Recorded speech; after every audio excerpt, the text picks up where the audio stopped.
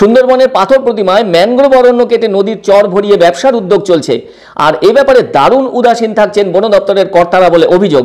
অন্যদিকে এই অঞ্চল জুড়ে চলছে অবৈধ রোজগার এক শ্রেণীর অসাধু ব্যবসায়ীদের মাধ্যমে। সকলেই জানেন দক্ষিণ 24 পরগনা জেলার ভেতরে রয়েছে সমুদ্র ঘেঁষা সুন্দরবন অঞ্চল, আর ওখানে রয়েছে ম্যানগ্রোভ অরণ্য, ওখানে আছে নদীবেষ্টিত দ্বীপ পাথর প্রতিমা ব্লক। অথচ মানুষের এ ধরনের অরণ্য ধ্বংসের ফলে আমফান, ইয়াসের মতো প্রাকৃতিক বিপর্যয়ে নদীবাঁধ ভেঙে প্লাবিত হয়েছে অনেক এলাকা, আর তার ফলে ওখানকার মানুষের দুঃখের যেন আর শেষ নেই। রাজ্য সরকারের উদ্যোগে যেখানে কোটি কোটি ম্যানগ্রোভ লাগানো হচ্ছে নদীবাঁধগুলিকে রক্ষা করার জন্য, সেখানে বেশ কিছু অসাধু ব্যবসায়ী ও ব্যক্তিরা ওইসব ম্যানগ্রোভ গাছের ভবলীলা সাঙ্গ করে মুনাফা লুট করে নিচ্ছে। আবার কেউ বা কারা মাছের ভেড়ি তৈরি করে চলেছে স্বাবলম্বী হওয়ার জন্য। আর এ ব্যাপারে প্রতিটি ক্ষেত্রে ম্যানগ্রোভ অরণ্য ধ্বংস হয়ে যাচ্ছে। পাথর প্রতিমা বাজার সংলগ্ন কালী মন্দিরের পেছনে লক্ষ্য করলেই তার জলজ্যান্ত প্রমাণ চোখে পড়বে। সঞ্জিত গিরি নামের এক ব্যবসায়ী ইতিমধ্যেই আস্তে আস্তে ম্যানগ্রোভ কেটে নদীর চরের জায়গা ভরাট করতে শুরু করেছে। খুব চালাকি করে একদিনে ভরাট না করে একটু একটু করে এগিয়ে যাচ্ছে। এমনকি সেই ভরাট জায়গার উপরে ব্যবসায়ীদের বিভিন্ন বিল্ডার্সের নেট তুলে ব্যানার ঝুলিয়ে পয়সা রোজগার করছে সঞ্জিত গিরির মতো অসাধু ব্যবসায়ীরা। অথচ কোনোভাবেই তা বন দপ্তরের চোখে পড়ছে না, অথবা বন দপ্তর একেবারে নিশ্চুপ থেকেছে বলে অভিযোগও তুলেছেন ওখানকার বাসিন্দারা।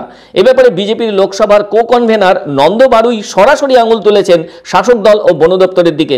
অন্যদিকে যার বিরুদ্ধে অভিযোগ, সেই সঞ্জিত গিরির দাবি এটি তাদের রায়তি জায়গা, 25-30 বছর আগে থেকেই মাটি ভরাট হয়েছে, আর বর্তমানে যে ম্যানগ্রোভ কাটা হচ্ছে সেটা তার জমির ভরাটের পিছনে অন্য এলাকার মানুষজন এসে কেটে নিয়ে যাচ্ছে। তিনি এসবের কিছুই জানেন না।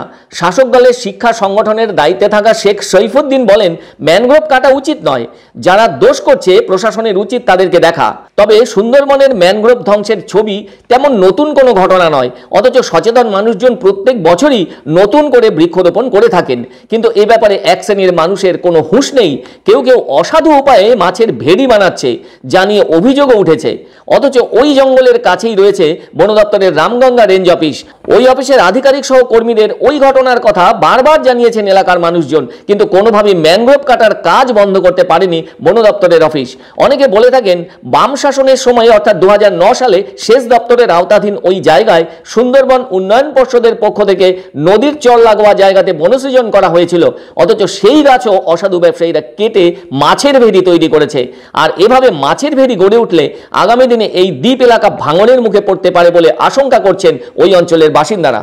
ফলে 32 বছর আগে কি অবস্থান ছিল সেটা তো আমার ব্যক্তিগত আমি বলতে, এইগুলো এইরকম কাটা না, এগুলো স্থানীয় এপারে যারা আছে কাছাকাছি কি বলে মহামেডাম এলাকা বা আদার্স যারা স্থানীয় গরিব মানুষজন, তারা দিনে দুপুরে কখন কাটছে, আমাদের চোখে যেগুলো পড়ছে আমরা তাদের ব্যারিকেড করার চেষ্টা করছি।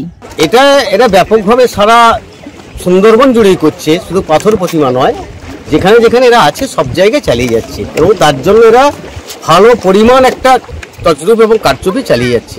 ম্যানগ্রোভ থেকে রাখতে হবে, এটা যদি কোথাও এরকম হয়ে থেকে থাকে তাহলে সেটা প্রশাসন নিশ্চয়ই দেখবে, নিশ্চয়ই ব্যবস্থা নেবে। ম্যানগ্রোভটা থাকা দরকার আছে, পরিবেশের ভারসাম্য বজায় রাখতে গেলে ম্যানগ্রোভটা খুবই প্রয়োজন। এটা রাখতে হবে আমাদের, প্রশাসন যেমন দেখবে তেমনি জনগণকেও বিষয়টা দেখতে হবে।